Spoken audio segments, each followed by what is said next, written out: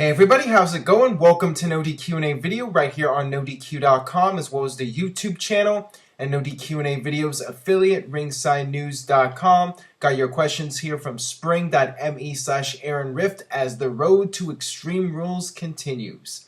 First question here today comes from Fight Fan. Hey Aaron, I know, quote, worst Raw of the year, end quote, is thrown around a lot, but would you agree that tonight's Raw was particularly bad? Very few of the matches clicked, and after a great Mania, it feels like creative has fallen into old habits. Please answer in video. Well, I would say that from a creative standpoint, it was not the best Raw. It wasn't even a good Raw, but in terms of the match quality, I actually thought that this week was a good show. I felt that there were several good matches. You had Neville versus Seth Rollins. You had John Cena versus Stardust. You had the New Day versus the Lucha Dragons, and I thought all those matches were really solid. I think that if WrestleMania had proven anything, it proves that WWE can still deliver on the big shows, but when it comes to Raw and your normal television, it's just very standard WWE, and I don't really feel that the quality of the show has gone down from pre-WrestleMania because pre-WrestleMania wasn't all that great this year. So my expectations weren't very high. I felt that Raw overall was a good show. And I got these questions here. I've seen a lot of people critical about aspects of Raw. I got this question here from Romney Full Dark. Aaron, what the hell was WWE thinking by putting Neville to face Seth Rollins on his second match on the main roster? It was obvious for Neville to lose, and the match didn't do a damn thing to make him look strong. Well, I disagree with this. I feel that Neville going out there and having a competitive match with Seth Rollins actually was good for him. I think that from a logical standpoint, the rookie in a real fight, if WWE was real, the rookie would lose to the more experienced guy. I mean, it's just common sense. And I don't feel that it really did anything to bury Neville. I've seen a lot of comments online, people saying that Neville was buried because he lost to Seth Rollins in his second match. And as soon as he came out there, I'm like, there's definitely going to be people upset with this, that WWE, instead of just building up Neville and having him win a series of matches, he's already in a second match and he loses, and now they're going to bury him, and now his career is going to be over in WWE. I totally disagree with that, because I got another question here, so it kind of ties into this topic about Neville. Got this question from Hail Rocky. Hey yo, Aaron, has there ever been anyone who lost in his debut match? Please answer in video, thanks. There have been guys over the years that have lost in their debut, and the most notable one is a guy you might know him as John Cena. John Cena came out on SmackDown in his first match. He answered Kurt Angle's open challenge, and he had a back and forth match with Angle, and in the end, Kurt Angle beat him. John Cena lost his first televised match on SmackDown against Kurt Angle and went on to be the biggest star of the past 10 years. So you look at Neville and it's the same thing. The less experienced guy, if this was real, if WWE was real, a real sport, the less experienced guy would go down in defeat to the more experienced guy. But the whole point of it is that the rookie looked really strong against the very best in the company. And this will be the start of bigger things to come for him. The next time, a year or two from now, with more experience, Neville could very well beat Seth Rollins. That is the whole idea and concept behind it. And, I feel it was fine. It was a good match. It was a good showing for Neville. Rollins was the right opponent, it had the ROH aspect to it, the two indie guys going against each other. And I thought it was a very solid match. All right, got this question here from Creature13. Could New Day turn heels soon?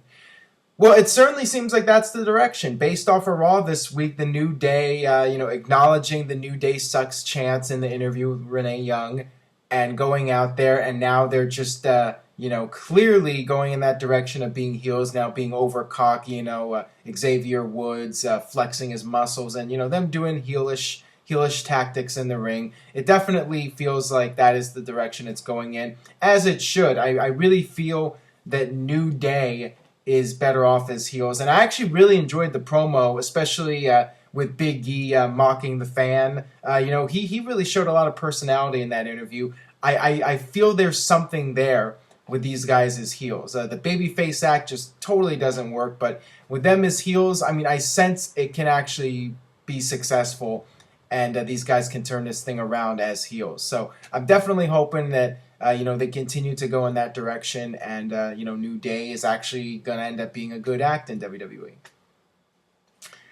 All right, got this one from Sepix. Hey Aaron, how many times are we going to see Reigns versus The Big Show? Does Reigns fighting Show for the umpteenth time actually elevate him at this point? It's not like talent is thin, so why don't they put him up against someone else? Someone else. Big Show, someone else, I guess. He's the Andre the Giant Memorial Battle Royal winner. He's the Big Show. He's 7 feet 4 inches tall, and we're supposed to forget that he's gone back and forth between a heel and a face a million times. WWE just focuses on pleasing the casual audience, and to your average WWE fan out there, Big Show's just this giant 7'4" guy. He's not a guy that we've, for many of us that are watching this video, a guy that we've seen for almost 20 years now, facing the same guys, doing the same gimmick, going back and forth between heel and face over and over again, the same old thing every week, and that's why those fans chant "Please retire" at Big Show. But to your average person that just turns on the television, they see this giant 7'4" guy, and when Roman Reigns spears and beats him, the people watching go, "Oh wow, that was cool. Roman Reigns just beat up this giant. He's something special." So that's WWE's mindset behind doing this match. They don't care what the hardcore wrestling fans think. They just want to make Roman Reigns look strong, of course. So they have him beat the Big Show. And I'm sure 2 or 3 months down the line, we're going to get another match between them, and WWE's just going to hope that the fans forget about it. That vocal minority, they're just going to deal with it, and WWE can just repeat the same storyline to a different casual audience and get them to spend money on the product. All right, this one comes from CM Bucks. Hey, Aaron, do you think that there is enough memorable moments in AJ's career to have her go into the Hall of Fame? I think she deserves it, but do you think she would have needed more years to be in the Hall of Fame? Thanks.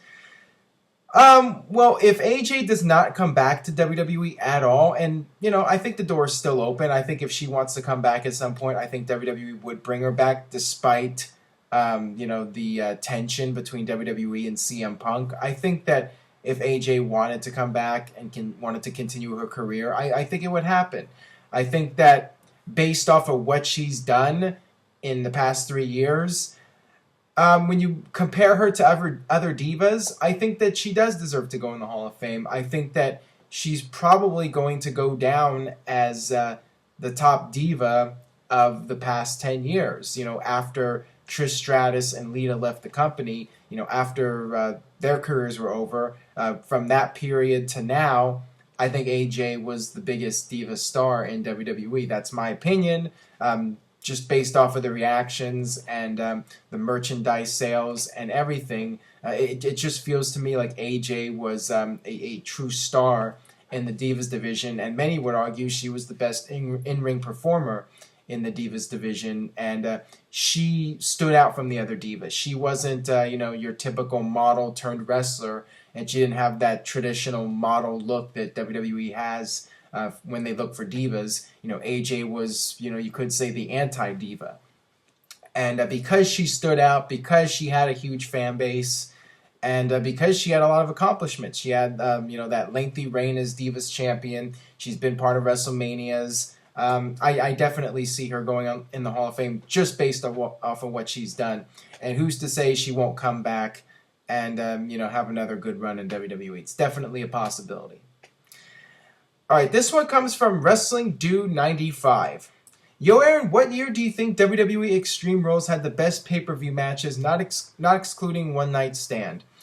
Well, if you look at strictly Extreme Rules pay-per-views, I mean, with One Night Stand, obviously the ECW pay-per-views were above and beyond any of the Extreme Rules pay-per-views, in my opinion. But when you look at just the pay-per-views that were simply Extreme Rules, and it's weird because they had a transitional period. I believe the 2008 pay-per-view was One Night Stand / Extreme Rules. That was actually a very solid show. I remember Undertaker and Edge in the TLC match. I think of the pay-per-views that were strictly Extreme Rules, I would have to say 2012. John Cena, Brock Lesnar, obviously, and Chris Jericho versus CM Punk, which I felt was better than the WrestleMania match. That pay-per-view also had the Chicago crowd, so you had that atmosphere along with the good matches. That was a really solid show. I thought that Extreme Rules, and that was probably my favorite of the bunch. All right, got one more question here from L Cooper 87. Hey Aaron, what did you think of Brock Lesnar taking out the announce team? I felt it was too heelish if WWE are planning to make him a babyface. Well, under normal circumstances, if the crowd actually liked the announcers, you could make an argument for that, saying that it was too heelish for Brock Lesnar to take them out, but it was Michael Cole after all, and I think that alone makes Brock Lesnar an instant babyface to the majority of fans to take out Michael Cole, and I kind of get a Steve Austin vibe from it. Not so much that Brock Lesnar is a heel, but rather that he is an anti-hero. He is anti-authority. He does what he wants. He breaks the rules, and he's going to be that type of character, similar to Stone Cold Steve Austin.